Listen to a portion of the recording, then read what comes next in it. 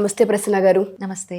పిల్లలు పడుకునే టైంలో ఖచ్చితంగా పేరెంట్స్ కొంత ఇంటరాక్ట్ అవ్వాలి అని చెప్తూ ఉంటుంటారు. నైట్ టైంలో ఎస్పెషల్లీ బెడ్ టైం అని కూడా మనం మాట్లాడుతూ ఉంటుంటాం. పడుకోవడానికి వెళ్ళినప్పుడు ప్రతి పేరెంట్ ఎస్పెషల్లీ తల్లి ఏ విధంగా ఇంటరాక్ట్ అవ్వాల్సిన అవసరం ఉంటుంది అంటారు? ఏ విషయాలను ఆ టైంలో మాట్లాడితే బాగుంటుంది అంటారు? పేరెంటింగ్ అనేది చిన్న విషయం ఏం కాదు. It's a long term psychological journey, పిల్లలకి ఇంకా పేరెంట్స్కి కూడా. కానీ ఇప్పుడున్న పరిస్థితుల్లో పేరెంట్స్కి బిగ్గెస్ట్ ఛాలెంజ్ ఏంటి అంటే టైం షార్టేజ్. అవును, టైం ఉండట్లేదు. మార్నింగ్ నుంచి ఉరుకులు పరుగులు జీవితంలో అసలు పిల్లలతో క్వాలిటీ టైం స్పెండ్ చేయడానికి మాకు అసలు టైం ఉండట్లేదు అని పేరెంట్స్ ఫీల్ అవుతూ ఉంటారు. ఆ క్వాలిటీ టైం లేకపోవడం వల్లే చైల్డ్ డెవలప్మెంట్లో ఇష్యూస్, బిహేవియరల్ ఇష్యూస్ అన్నీ చాలా చూస్తున్నాము. సో అది ఏదో ఒక విధంగా మీరు దాన్ని పెట్టుకోవాలి అని చెప్పేసి మనం కౌన్సిలింగ్ సెషన్స్లో అండ్ ఇంతకుముందు చేసిన వీడియోస్లో కూడా చాలాసార్లు డిస్కస్ చేసాము. అలాగే బెడ్ టైం కాన్వర్జేషన్ కూడా పిల్లల యొక్క సైకలాజికల్ స్టేట్ని ఇంకా మంచిగా బెటర్ చేస్తుంది.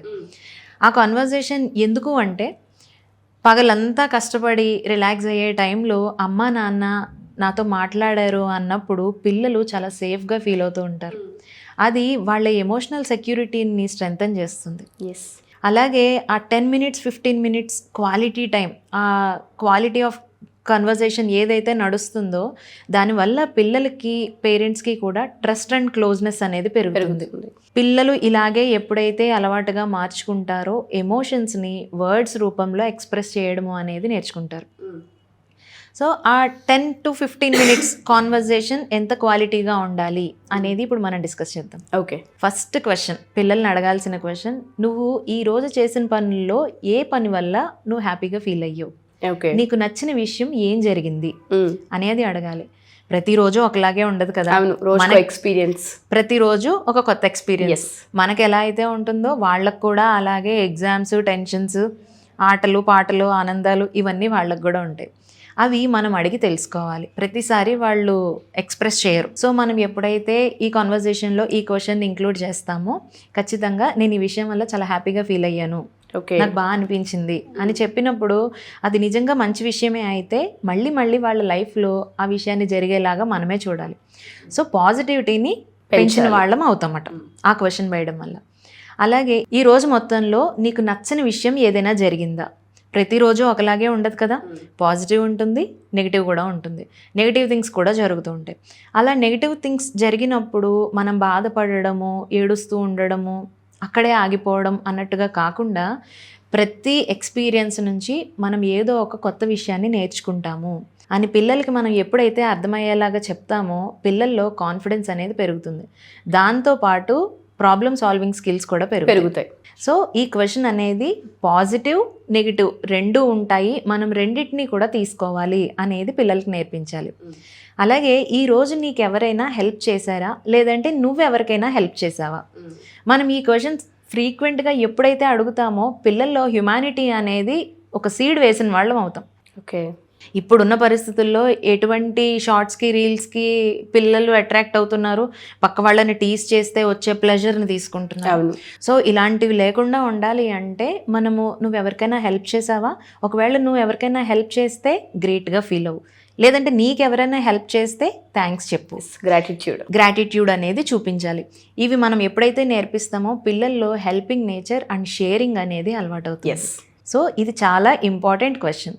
ఈరోజు నీకు ఏదైనా నచ్చని విషయం జరిగిందా, నీకు అస్సలు ఇష్టం లేనిది, నువ్వు ఫేస్ చేయలేనిది ఏదైనా జరిగిందా అని అడిగినప్పుడు పిల్లలు ఆ రోజంతా పడే వాటిల్లో చిన్న చిన్న టెన్షన్స్, టీచర్స్ దగ్గర నేను చాలా నర్వస్గా ఫీల్ అయ్యాను అని చెప్తూ ఉంటారు, సబ్జెక్ట్ అర్థం కాలేదనో, లేదంటే గట్టిగా అరిచారు, లేదంటే నేను చేయని మిస్టేక్ కూడా నన్ను టీచర్ బ్లేమ్ చేశారు అనేవి సిచ్యువేషన్ ఏదో ఒకటి చెప్తారు కదా. అది ఎప్పుడైతే మనకి చెప్పేస్తారో వాళ్ళు స్ట్రెస్ నుంచి చాలా రిలీఫ్గా ఫీల్ అవుతూ ఉంటారు.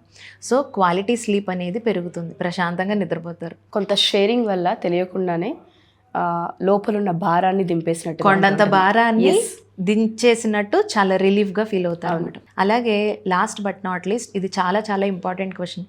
రేపు ఈ రోజు కంటే బెటర్గా నువ్వు ఏం చేయబోతున్నావు? అదేదో పెద్ద పెద్ద విషయాలే అవసరం లేదు, డైలీ లేచే టైం కంటే కూడా ఒక 5 minutes ఎర్లీగా లేవడం కూడా అవ్వచ్చు. అవును, హోంవర్క్ ఎర్లీగా ఫినిష్ చేయడం అవ్వచ్చు. ఇలాంటి చిన్న చిన్న విషయాలు, నేను డైలీ కంటే బస్ కోసం ఒక 5 minutes ముందే వెళ్ళి వెయిట్ చేస్తాను, బ్రేక్ఫాస్ట్ తొందరగా ఫినిష్ చేద్దాం అనుకుంటున్నాను. ఇలాంటి చిన్న చిన్న డెసిషన్స్ కూడా అవ్వచ్చు.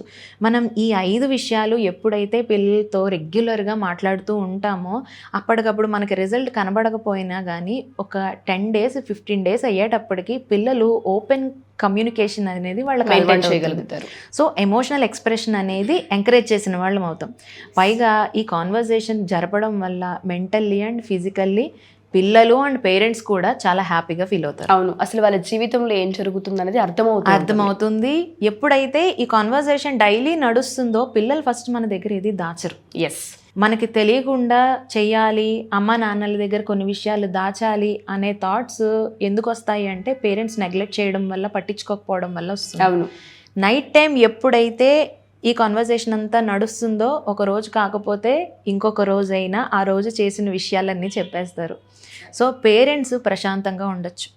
వాళ్ళ పేరెంటింగ్ అనేది ఇంకా ఇంకా బెటర్ అవుతూ ఉంటుంది.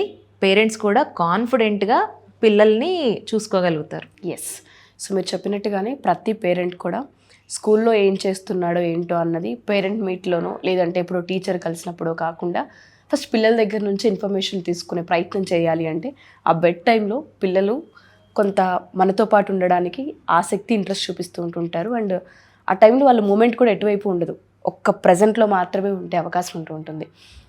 అసలు ఏం జరిగింది, ఏది నచ్చలేదు, ఏది బాగా నచ్చింది, హెల్పింగ్ నేచరు, షేరింగ్ నేచరు, ఇదంతా హోల్ లైఫ్కి సంబంధించిన ఎడ్యుకేషన్ అనే చెప్పాలండి ఒక రకంగా. చాలామంది పేరెంట్స్ అడుగుతూ ఉండేది ఏంటి అంటే పిల్లలు మాతో ఓపెన్ అవ్వట్లేదు, ఎలోన్గా ఉండడానికి ప్రయత్నిస్తూ ఉన్నారు, నిద్రలో సడన్గా లేచి ఉలికిపడి ఏడుస్తూ ఉన్నారు, స్కూల్ అనగానే భయపడిపోతూ ఉన్నారని చెప్తూ ఉంటుంటారు. ఎన్నిసార్లు ప్రయత్నించినప్పటికీ మాకు ఆన్సర్ రావట్లేదు, స్కూల్లో టీచర్స్ని అడిగినా స్కూల్లో బాగానే ఉంటున్నాడు అని చెప్తూ ఉంటారు. బట్ ఆ స్కూల్ జర్నీలో ఏం జరిగిందో మాకు తెలియట్లేదని అడిగే క్వశ్చన్స్ ఎక్కువ ఉంటూ ఉంటాయి. అలా పిల్లలు ఎవరైనా డిప్రెషన్లో, యాంగ్జైటీలో, ఫియర్లో కనుక ఉంటే మనం వాళ్ళని కౌన్సిల్ చేసే అవకాశం ఉంటుంది అంటారా? డెఫినెట్గా ఉంటుంది. చాలామంది టీనేజ్కి వచ్చిన తర్వాత పిల్లలు అన్ని విషయాలు పేరెంట్స్తో షేర్ చేయడానికి ఇష్టపడతారు. అవును, అది ఎందుకు అంటే పేరెంట్స్ ఫస్ట్ నుంచి కూడా ఆ కంఫర్ట్ అనేది పిల్లలకి ఇవ్వరు.